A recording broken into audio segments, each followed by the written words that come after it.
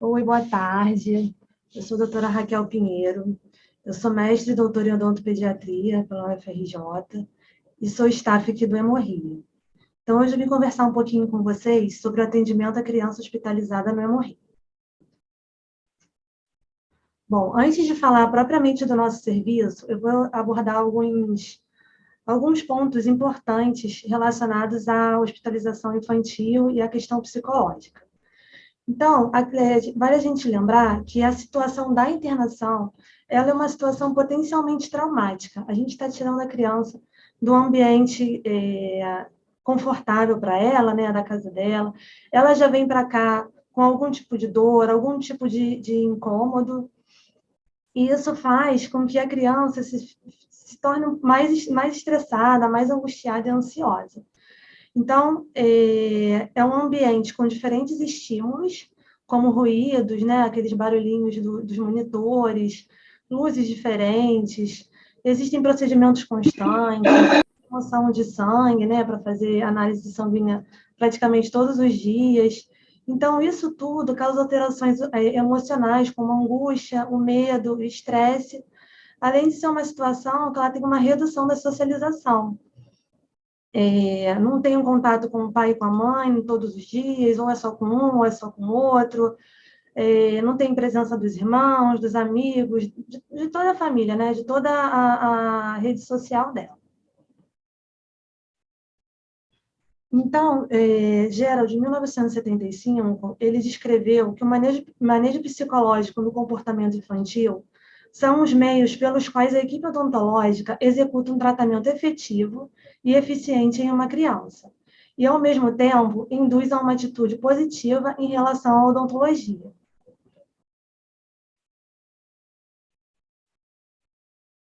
As principais variáveis que influenciam nesse comportamento é a ansiedade dos responsáveis, a criança está internada, os pais já estão preocupados com toda a questão clínica da criança, então isso gera uma ansiedade nos pais que pode passar também para a criança.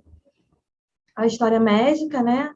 E a consciência, às vezes, do problema odontológico. Às vezes, quando a gente chega no leito, os pais já falam, ele tem cárie, ou ele está com dor, ou o dente ainda não nasceu.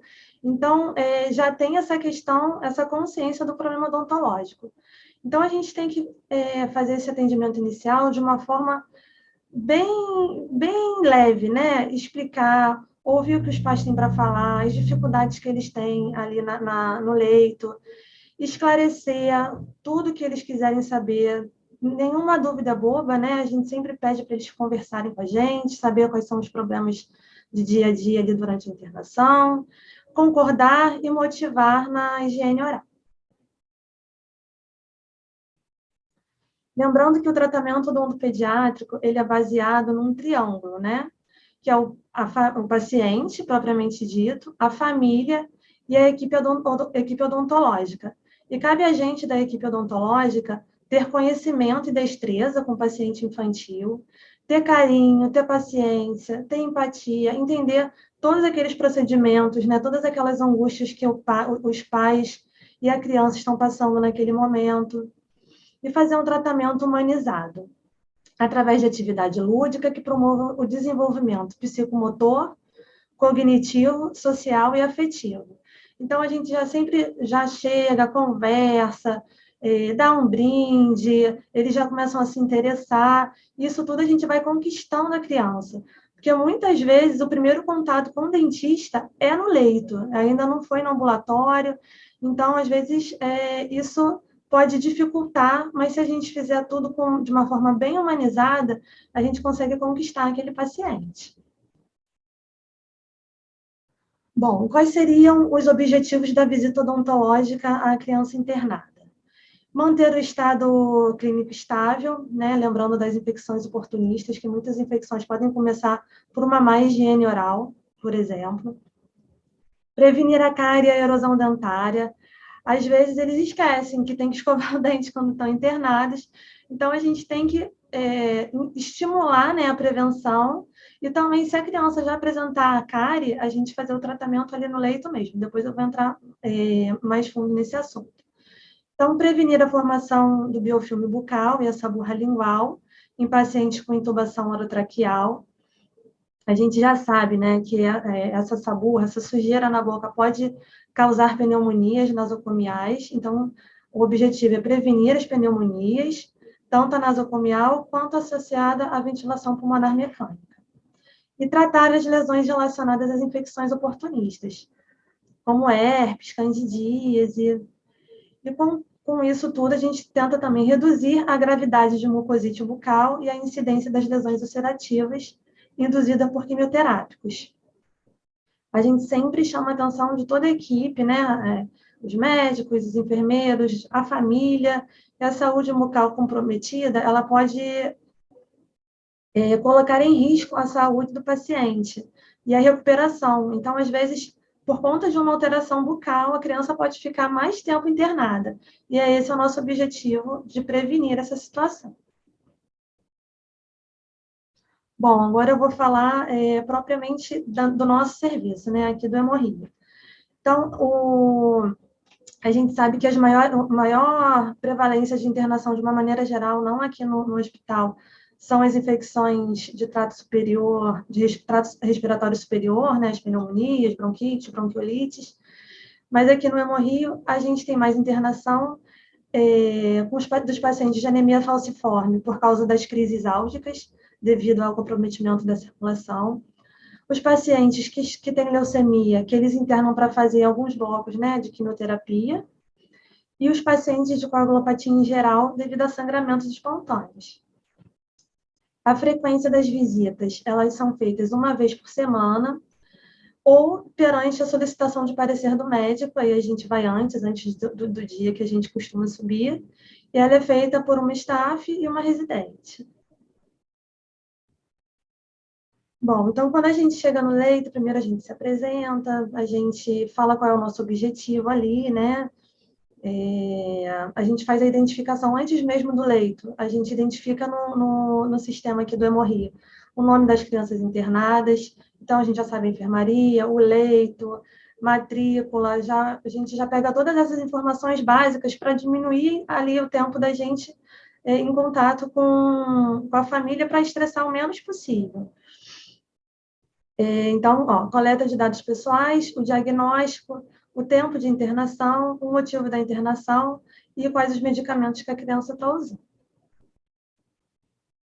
E o exame clínico intra e extraoral, a gente avalia se tem presença de linfonodos, se tem alguma lesão extraoral, alguma lesão intraoral, se existe presença de biofilme, qual é a condição de higiene bucal. Faz o CPOD, né, que é o índice de cárie, cariados, perdidos e obturados. E avalia o sangramento gengival. Nesse momento, a gente explica para a mãe, explica para o pai, para o acompanhante da criança, a importância da saúde bucal. Então, a gente vê se a criança tem escova, se tem pasta de dente, a gente sempre dá um kitzinho, né, para estimular, ensina a escovar, às vezes eles não querem nem que a gente toque neles, mas a gente já dá escova, eles já começam a escovar, e a gente vai observando ali toda aquela rotina. E quais seriam essas fases, né, esse passo a passo do atendimento?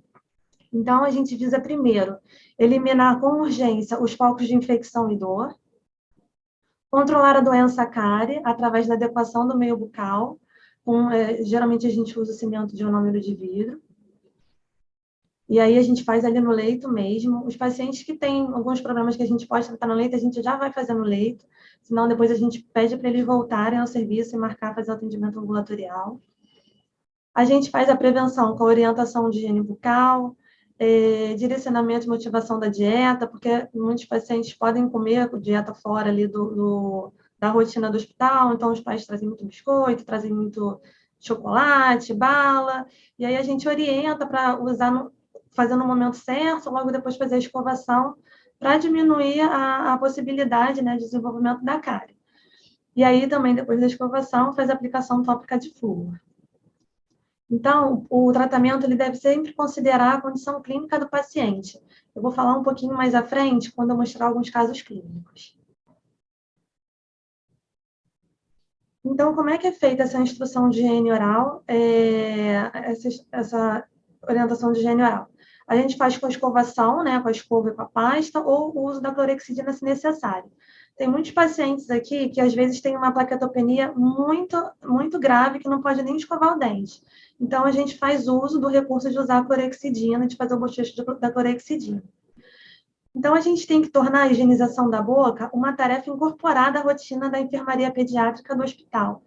Então, sempre que for fazer a higienização da criança, que a criança for tomar banho, ou aquelas que não podem ir, né, até o banheiro, faz a higienização no leito, a gente orienta que seja feita nesse momento a escovação. De uma maneira lúdica, como se tivesse uma brincadeira. É da mesma maneira que a criança tem que brincar, tem que tomar banho, tem que se alimentar, a gente incorpora nessa rotina que ela tem que escovar o dente. Então, a gente vai sempre motivar, por meio de atividades lúdicas, a equipe de saúde e os acompanhantes da criança. Então, muitos pacientes também eles apresentam bastante ressecamento no lábio, e a gente aplica uma fina camada de hidratante sobre os lábios. Então, a parte da escovação propriamente dita, né? A gente umedece a escova de dente em água e aplica o creme dental com flúor, ou pode usar até a escovinha mesmo, ou uma gaze, dependendo da condição clínica da criança, para fazer a clorexidina. A melhor técnica para fazer a escovação é a técnica que a criança mais se adapta, então a gente geralmente verifica como é que a criança escova o dente e orienta se ela estiver esquecendo em algum lugar específico, e pede sempre para os pais fazerem a supervisão e orienta que essa higiene seja feita pelo menos 2 vezes ao dia. Bom, eu vou entrar um pouquinho aqui nos casos clínicos. Esse é um paciente que estava internado por crise álgica, por ter anemia falciforme.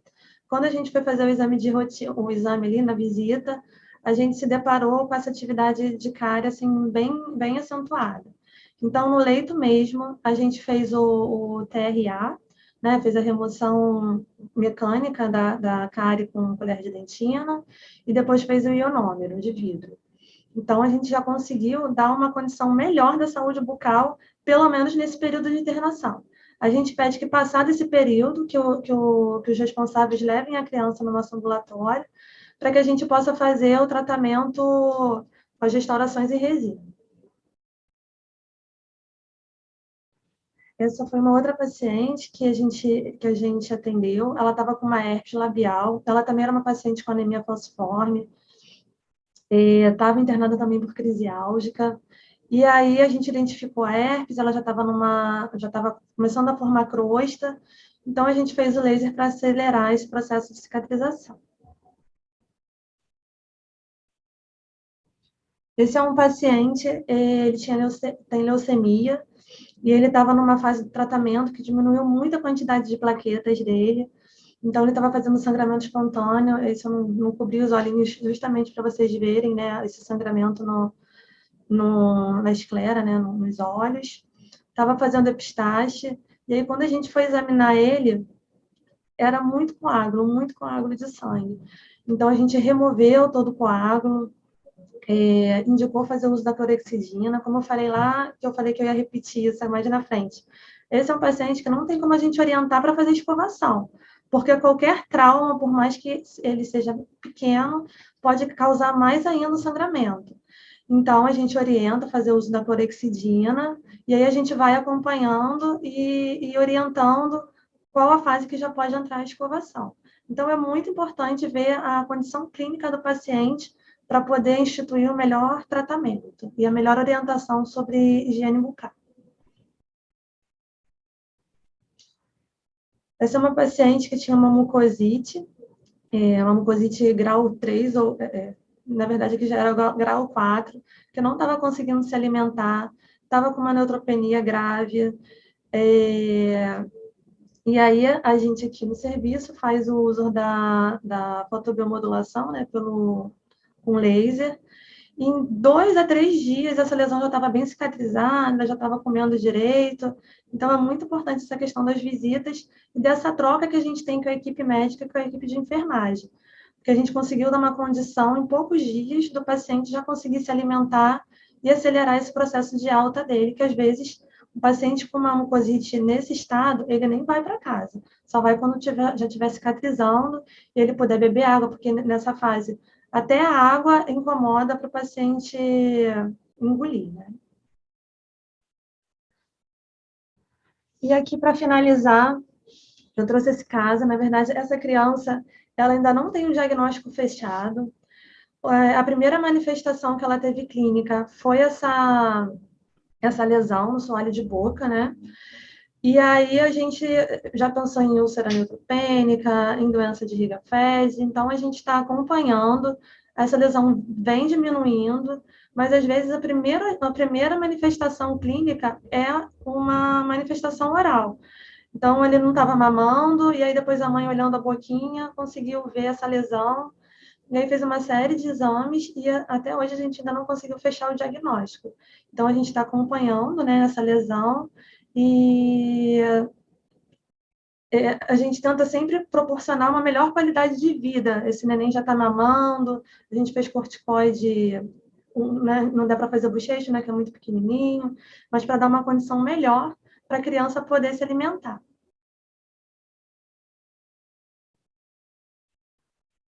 Bom, gente, é isso.